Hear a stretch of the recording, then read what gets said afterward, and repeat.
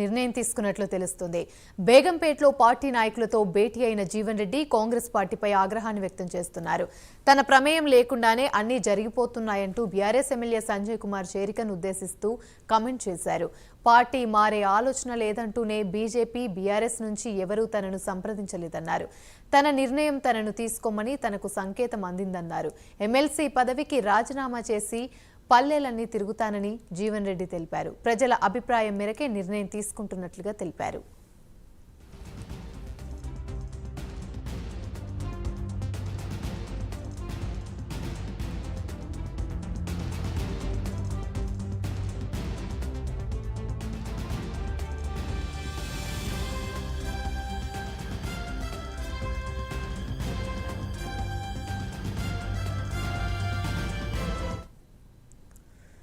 Congress MLC T Jeevan Reddy సంచలన నిర్ణయం తీసుకున్నట్లు తెలుస్తుంది. బేగంపేటలో పార్టీ నాయకులతో భేటీ అయిన జీవన్ రెడ్డి కాంగ్రెస్ పార్టీపై ఆగ్రహాన్ని వ్యక్తం చేస్తున్నారు. ఇదే అంశానికి సంబంధించి మరిన్ని వివరాలు మా ప్రతినిధి నాగేంద్ర లైవ్ ద్వారా మరిన్ని అప్డేట్స్ అందిస్తారు.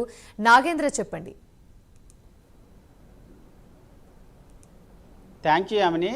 కాంగ్రెస్ పార్టీలో ప్రస్తుతం చేరుకుల అంశం అనేది ప్రస్తుతం అగ్ని రాజేస్తున్నటువంటి పరిస్థితి. ప్రస్తుతం టీ కాంగ్రెస్ ఆపరేషన్ ఆకర్షణ అనేటువంటి కార్యక్రమాన్ని తీసుకుంది. ఇతర పార్టీలకు సంబంధించినటువంటి నేతలందరినీ కూడా కాంగ్రెస్ కండువ కప్పుతున్నటువంటి పరిస్థితి. దాంట్లో భాగంగానే ప్రధానంగా బీఆర్ఎస్ పార్టీ పైన ఫోకస్ చేసింది. దాంట్లో భాగంగా ఎమ్మెల్యేలు అదేవిధంగా ఎమ్మెల్సీలను ప్రస్తుతం కాంగ్రెస్ పార్టీలో చేర్చుకుంటుంది. ప్రస్తుతం దాంట్లో భాగంగా జగిత్యాలకు సంబంధించినటువంటి బీఆర్ఎస్ ఎమ్మెల్యే సంజయ్ కుమార్కి కాంగ్రెస్ కండువా కప్పింది. దీంతో ఒక్కసారిగా కాంగ్రెస్ పార్టీలో అగ్ని రాజేసినట్టు అయిందనే చెప్పాలి. ఎందుకంటే జగిత్యాల జిల్లాకు సంబంధించినటువంటి ఎమ్మెల్సీ జీవన్ రెడ్డి ప్రమేయం లేకుండానే తనతో సంప్రదించకుండానే బీఆర్ఎస్కి సంబంధించినటువంటి ఎమ్మెల్యేని ఏ విధంగా కాంగ్రెస్ పార్టీలో చేర్చుకుంటారనేటటువంటి అంశాన్ని ఆయన ప్రస్తావిస్తూ కూడా అదేవిధంగా మరొకవైపు తన ఆగ్రహాన్ని కూడా వ్యక్తం చేస్తున్నటువంటి పరిస్థితి కనిపిస్తుంది. ముఖ్యంగా తనపైన నేను పోటీ చేసినటువంటి 2014, 2018తో పాటు 2023 ఈ 3 సార్లు కూడా నేను పోటీ చేసినటువంటి వ్యక్తిని ఏ విధంగా కాంగ్రెస్ పార్టీలో చేర్చుకుంటారనేటటువంటి అంశాన్ని ఆయన ప్రస్తావిస్తున్నారు. ఆయన నిన్నటి నుంచి కూడా తన నియోజకవర్గం కేంద్రంగా తన అనుచరులతో సమావేశమయ్యారు.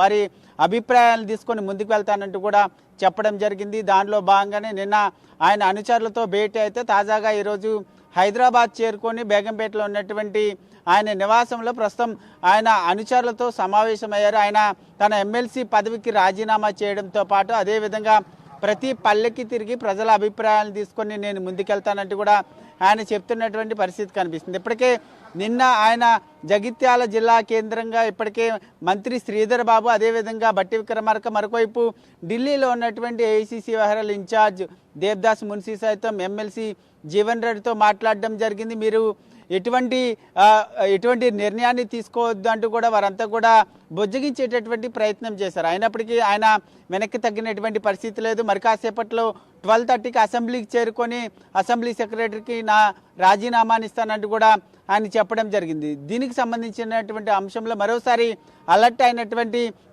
కాంగ్రెస్ పార్టీ 2 మంత్రులను ప్రస్తుతం బేగంపేటలో ఉన్నటువంటి ఆయన నివాసానికి పంపించడం జరిగింది.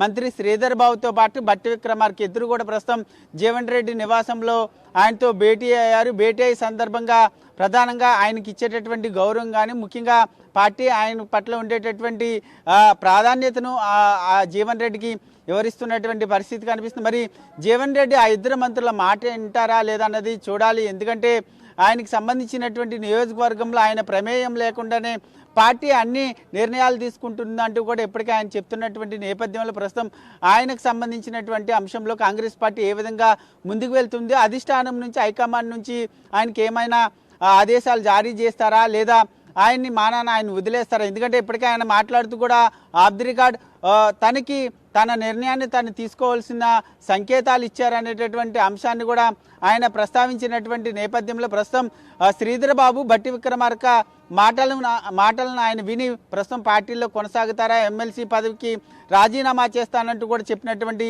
మాటల్ని ఆయన వెనక్కి తీసుకుంటారా అన్నది మాత్రం చూడాలి. మొత్తానికి ఒకవైపు కాంగ్రెస్ పార్టీలో చేరికలకు సంబంధించినటువంటి అంశం పైన ప్రధానంగా కాంగ్రెస్ పార్టీలో దాదాపు 10 ఏళ్లకు పైగా కూడా కష్టపడి పనిచేస్తున్నటువంటి మాకు ఎటువంటి సూచన చేయకుండానే ఇతర పార్టీలకు సంబంధించినటువంటి నేతలను ఏ విధంగా పార్టీలోకి తీసుకొస్తారంటూ కూడా ముందు నుంచి ఆ నేతలంతా కూడా తమ అభిప్రాయాలను వ్యక్తం చేస్తున్నటువంటి పరిస్థితి కనిపిస్తుంది. ముఖ్యంగా గతంలో చేరినటువంటి బీఆర్ఎస్కి సంబంధించినటువంటి కీలక నేతలు కానీ ఎమ్మెల్యేలు చేరినటువంటి నియోజకవర్గాల్లో కూడా వాళ్ళకి వ్యతిరేకంగా నిరసనలు వ్యక్తం చేసినటువంటి పరిస్థితి ఉంది. తాజాగా బీఆర్ఎస్కి సంబంధించినటువంటి ఎమ్మెల్యే సంజయ్ కుమార్ కాంగ్రెస్ పార్టీలో చేరిన తర్వాత ఒక్కసారిగా కాంగ్రెస్ పార్టీలో చేరికలకు సంబంధించినటువంటి అంశంపైన బగ్గుమన్నటువంటి పరిస్థితి ఉంది. దానిలో భాగంగానే జీవన్ రెడ్డి బహిరంగంగానే ఆయన తన రాజీనామా చేస్తానంటూ కూడా ఆయన ప్రకటిస్తున్నటువంటి నేపథ్యంలో అధిష్టానం ఏ విధంగా ఆయన విషయంలో ముందుకు వెళ్తుందో, ఆయన బుజ్జగించేటటువంటి ప్రయత్నం చేస్తుందన్నది మాత్రం చూడాలి. మరొకవైపు ఢిల్లీలో ఉన్నటువంటి సీఎం రేవంత్ రెడ్డి కానీ అదేవిధంగా దేవ్దాస్ మున్షి కానీ అధిష్టానంతో మాట్లాడి ఒకవైపు పిసిసి అధ్యక్షుడికి సంబంధించినటువంటి ఎంపిక పైన కూడా అధిష్టానం కసరత్తు చేస్తున్నటువంటి నేపథ్యంలో ప్రస్తుతం జీవన్ రెడ్డికి ఆ పిసిసి అధ్యక్షుడు పదవి ఇస్తామనేటటువంటి అభిప్రాయాన్ని ఆశ చూపుతారా లేక ఆయన్ని ఎంపిక చేస్తారా అన్నది కూడా చూడాలి. ఎందుకంటే జీవన్ రెడ్డి కాంగ్రెస్ పార్టీలో అత్యంత సీనియర్ నేత, కీలకమైన నేత కాబట్టి ఆయన బొజ్జగించేటటువంటి ప్రయత్నాల్లో భాగంగా ఈయన పిసిసి అధ్యక్షుడికి సంబంధించినటువంటి పదవిని కూడా ఆఫర్ చేస్తారనేటటువంటి వార్తలు వినిపిస్తున్నాయి. మొత్తానికి బట్టి అదేవిధంగా శ్రీధర్ బాబు జీవన్ రెడ్డితో భేటీ అయినటువంటి సందర్భంగా ఈ భేటీ ముగిసిన తర్వాత ఆ నేతలు ఏం మాట్లాడతారన్నది మాత్రం ఆసక్తికరంగా మారినటువంటి పరిస్థితి ఉందని చెప్పలేము. Right, thank you.